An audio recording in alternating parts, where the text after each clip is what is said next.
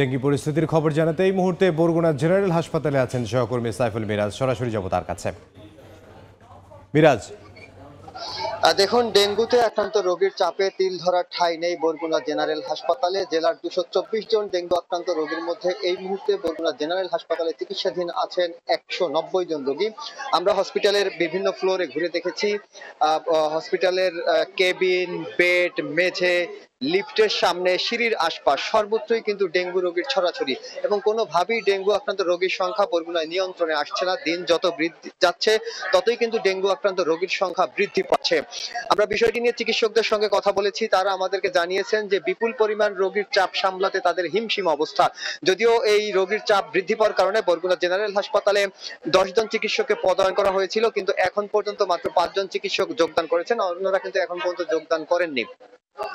অন্যদিকে বরগুনায় ডেঙ্গুর আক্রান্ত রোগীর সংখ্যা বৃদ্ধি পাওয়ার কারণে কিন্তু করোনা সংক্রমণের ঝুঁকিও বেড়েছে, কারণ হসপিটালে স্বাস্থ্যবিধি মানা হচ্ছে না। এখানে একজন রোগীর সঙ্গে 4 থেকে 5 জন করে স্বজন হাসপাতালে আসছেন, তারা মাস্ক ব্যবহার করছেন না, সামাজিক দূরত্ব বজায় রাখছেন না। এর ফলে কিন্তু ডেঙ্গুর এই মহামারীর মধ্যে কিন্তু করোনাও মহামারী আকারে ছড়িয়ে পড়ার একটা সম্ভাবনা এখানে তৈরি হয়েছে। আমরা বিষয়টি নিয়ে হসপিটাল কর্তৃপক্ষের সঙ্গে কথা বলেছি।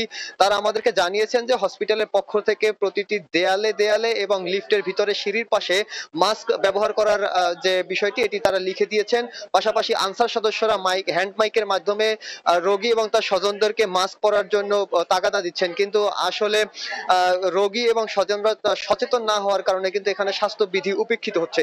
এ কারণে কিন্তু করোনা সংক্রমণের ঝুঁকিও এখানে বৃদ্ধি পাচ্ছে।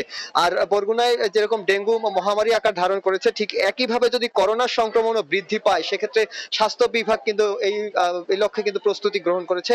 বরগুনা জেনারেল হাসপাতাল ইতিমধ্যে একটা আইসোলেশন ওয়ার্ড তৈরি করা হয়েছে। এছাড়া বরগুনার পাথরঘাটা উপজেলা সহ অন্য 5 উপজেলায় কিন্তু আইসোলেশন ওয়ার্ড তৈরি করা হয়েছে। পাশাপাশি বরগুনায় একটি আরটিপিসিআর ল্যাব স্থাপনের জন্য স্বাস্থ্য মন্ত্রণালয়ে চিঠি দেওয়া হয়েছে।